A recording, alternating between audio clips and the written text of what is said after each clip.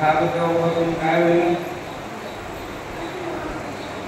इंद्रायणीच्या पाण्यानुसार तुम्ही एक चांगलं पाणी आहे तुम्ही इथे स्नान केलं त्यानं ते काय तेच होईल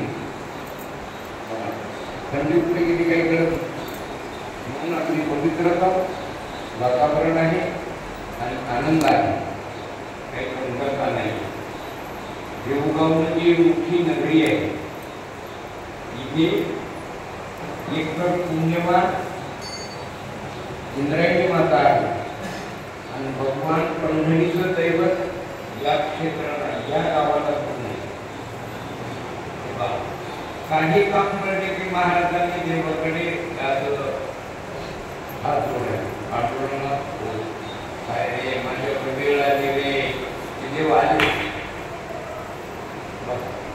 महाराजांनी हात जोडले की देव आला मी आज तुम्हाला लय सांगेल आज हात जोडले की देव येतो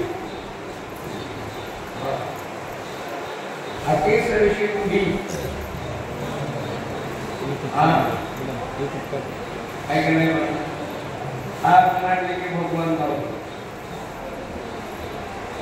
काय अशी मुली आहे मला ती म्हणजे द्रौपदी करतात देवाने असं आहे का तिने 10 वाक्याला देवाचा कृष्णावरी लवकरी संकटपटले बारी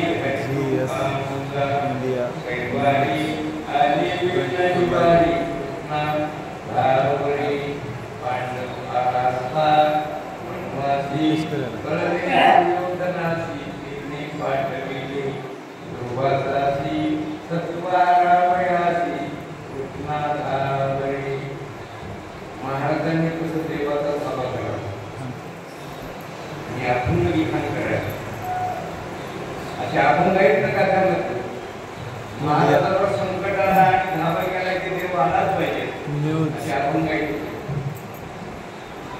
बघा काय कमालाची गोष्ट आहे का अभंगाला म्हणजे महाराजांचे प्रसंगानुसार आहे प्रसंग आला की महाराजांनी अभंग लिखाण केला तो मनाला आला ते अभंग नाही लिखाण केला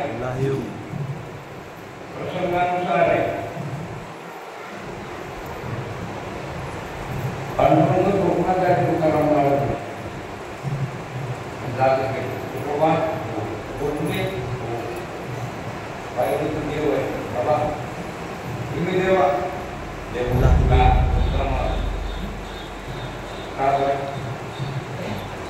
तुम्ही मला तुकाराम महाराजांना काम नव्हतं का महाराज खूप होते पण आता देवाला काम करतो लक्ष झालं का तुमच्या मी काय बोलणार ते लक्ष त्याच्याकडे आता काम कोणाला पडले देवाला काम करत तुकाराम महाराजांनी तुम्हाला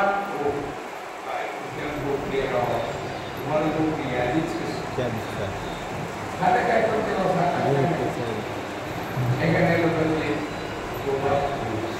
जगाच्या कल्याणाकरता तुम्हाला अजून रचना करावी लागेल मला संसार करा काय करा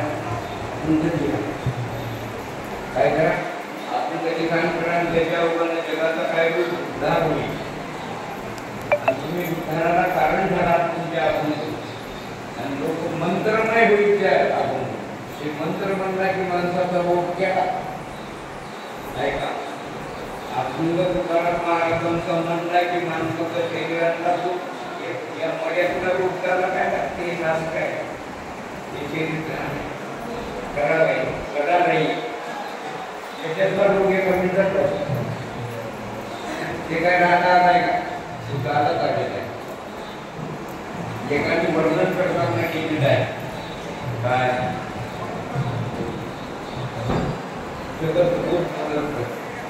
जगामध्ये कोणतीही वस्तू स्थिर नाही का तिच्यात बदल आहे आज आहे ते उद्या नाही उद्या येते परवा येते केव्हा नाही असं बदल आहे त्याची मला सुद्धा काही काका काय म्हणता महाराज तुम्ही तुमचं सुखच काही निश्चय आहे का ते पण तुमचं एका तुमचे काय होणार आहे का या जगात खूप बदल आहे तुमचं कुठे काय स्वरूपात कसं काय राहील ते जाणार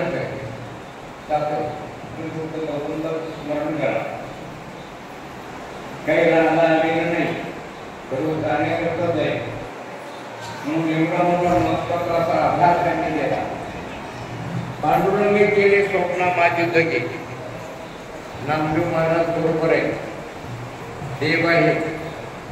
दोघं आले आणि कुटुंबाने एक वृक्षाला एक पायच्याला उभं राहिले. नामदेव महाराजांनी हलवलं, उभा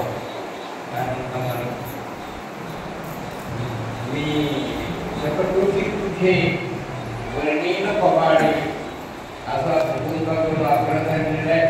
मी 96 कोटी अजून लिखाण केली, पण आता माझं संपलेलं आहे जीवन. आता उरलेले 4 कोटी आपण तुम्हाला लिखाण करायचं. पूर्ण गाव थांबून तुकाराम महाराजांनी नामदेव महाराजांना नमस्कार आणि तुकाराम महाराजांना नमस्कार तुमचे अभंग म्हणजे मंत्रमय होती. तुमचा अभंग म्हणला की रोग केला, या अभंगात रोग जाण्याची काय तुम्हाला कशी काय शक्ती आहे. आता माझा वेळ संपलेला आहे, मी तुम्हाला सांगेल शक्ती कशी आहे, नाही तर मग दुसरा हरिपाठाला वेळ होईल. त्याच्याकरता मी तुम्हाला अभंग मंत्रमय कसा मी सांगेन.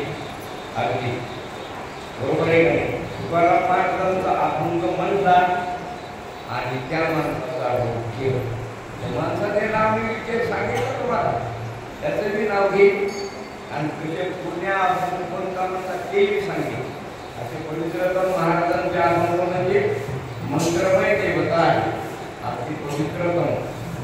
म्हणून आपली ही सेवा आपला हाताला अगदी अमृत महोत्सव, श्रीशतमोत्तर, वैकुंठ गमन, तुकाराम महाराज सोहळा साधवणारे आपले श्रीकांत महाराज ठाकूर गोळा.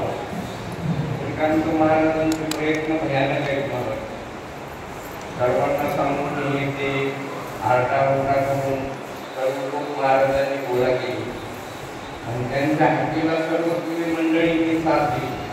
महाराजांनी तुम्ही या आजी, बापू, मावशी, अक्का, ताई, बाई,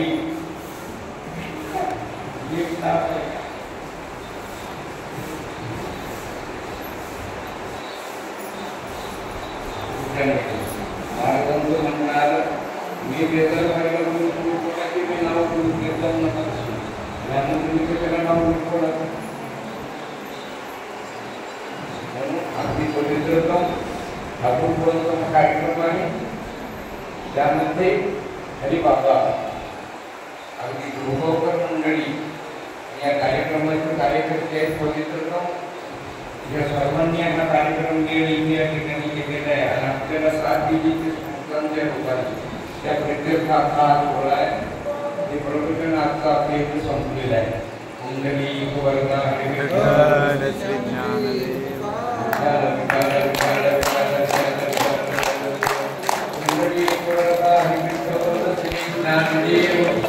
ज्ञानेश्वर महाराज की, जगद्गुरु तुकाराम महाराज की, श्री संत तुळुपारायण